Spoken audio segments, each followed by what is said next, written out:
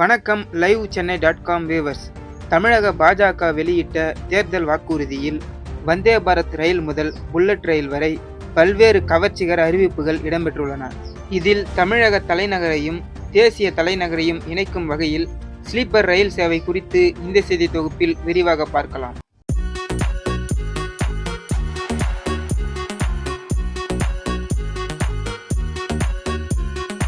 2026 சட்டமன்ற தேர்தல் பரப்புரை களம் இறுதி கட்டத்தை நோக்கி நகர்ந்துள்ளது. இன்னும் சரியாக ஒரு வாரம் மட்டுமே இருக்கிறது. இந்த சூழலில் பல்வேறு கட்சிகளும் வாக்குறுதிகளை அறிவித்துவிட்டு பரப்புரை களத்தில் தீவிரமாக இறங்கியுள்ளன. தமிழக பாஜக ஏற்கனவே 27 வேட்பாளர்களை அறிவித்து பரப்புரை செய்து வரும் நிலையில் இன்று காலை மத்திய அமைச்சர் ஜே.பி. நட்டா தலைமையில் தங்களின் தேர்தல் வாக்குறுதிகளை வெளியிட்டனர். அதில் தமிழக ரயில் கட்டமைப்பை விரிவுபடுத்துவோம் என்று குறிப்பிட்டுள்ளனர்.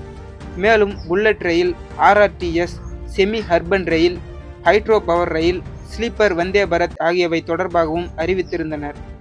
வந்தே பாரத் ஸ்லீப்பர் சேவையில் மொத்தம் 3 வழித்தடங்கள் இடம்பெற்றிருந்தன. அதாவது சென்னையை டெல்லி, மும்பை, கொல்கத்தா ஆகிய நகரங்களுடன் இணைக்க திட்டமிட்டுள்ளனர். இதில் தலைநகர் டெல்லியுடனான சேவையை பற்றி விரிவாக பார்க்கலாம். ஏற்கனவே ஹவுரா கமக்கியா இடையில் கடந்த ஜனவரி 17 ஒரு ஸ்லீப்பர் ரயில் தொடங்கி வைக்கப்பட்டுள்ளது. இது நாட்டின் முதல் வந்தே பாரத் ஸ்லீப்பர் எக்ஸ்பிரஸ் ஆகும். அடுத்து KSR Bengaluru to Mumbai CSMT இடையில் 2வது சேவை விரைவில் தொடங்கி வைக்கப்படுகிறது. இந்த வரிசையில்தான் சென்னை டு டெல்லி வந்தே பாரத் ஸ்லீப்பர் ரயில் மீது தமிழக மக்களுக்கு எதிர்பார்ப்பு ஏற்பட்டுள்ளது. இந்த 2 நகரங்களுக்கும் இடையில் தற்போது ராஜ்தானி, துரந்தோ, கிராண்ட் ட்ராங்க் உள்ளிட்ட ரயில்கள் இயக்கப்பட்டு வருகின்றன. இவை 28 முதல் 34 மணி நேரம் வரை பயணிக்கின்றன. டிக்கெட் கட்டணத்தை எடுத்துக்கொண்டால் 3 ஏசி பெட்டியில் சுமார் 2235 ரூபாய் முதல் தொடங்குகிறது. பட்ஜெட் பயணம் செய்ய விரும்பும் பயணிகளுக்கு கரீப் ராத் ரயிலில் சுமார் 1600 ரூபாய்க்கு ஏசி பெட்டியில் பயணிக்கும் வசதி கிடைக்கிறது. இந்நிலையில் வந்தே பாரத் ஸ்லீப்பர் ரயில் பயன்பாட்டிற்கு வந்தால் பயண நேரம் 4 முதல் 6 மணி நேரம் வரை குறையும் என எண்ணுகின்றனர். அப்படி பார்த்தால் சென்னையிலிருந்து டெல்லிக்கு அதிவிரைவு ரயில் மூலம் 22 மணி நேரத்தில் செல்லக்கூடிய வாய்ப்பு ஏற்படும். அதற்கேற்ப வந்தே பாரத் ஸ்லீப்பர் ரயிலானது அதிகபட்சமாக மணிக்கு 160 கிலோமீட்டர் வேகம் வரை இயக்கப்படும்.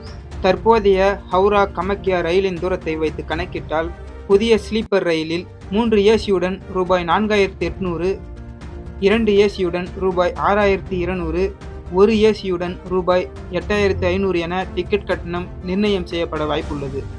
இதைவிட சில ஆயிரங்கள் அதிகமாக கூட இருக்கலாம். சென்னை டு டெல்லி இடையில் விமான பயணத்தை எடுத்துக்கொண்டால் ரூபாய் 7000 முதல் ரூபாய் 15000 வரை டிக்கெட் கட்டணம் வசூலிக்கப்படுகிறது. அதே சமயம் பயணம் என்பது வெறும் 2 மணி நேரம் மட்டுமல்ல.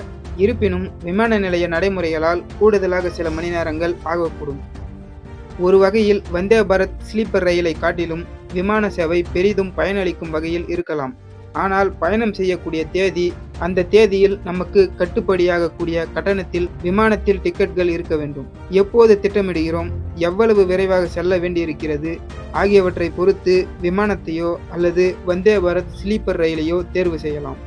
Chennai to Delhi Vande Bharat sleeper express ரயிலை சுற்றுலா பயணிகள், வணிக ரீதியில் பயணிப்பவர்கள், மாணவர்கள், மெடிக்கல் டூரிசத்திற்காக செல்பவர்கள் பயன்படுத்திக் கொள்ளலாம்.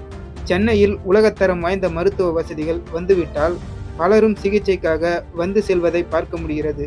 அந்த வகையில் பாதுகாப்பான, சௌகரியமான பயணத்தை வந்தே பாரத் ஸ்லீப்பர் ரயில் வழங்கும்.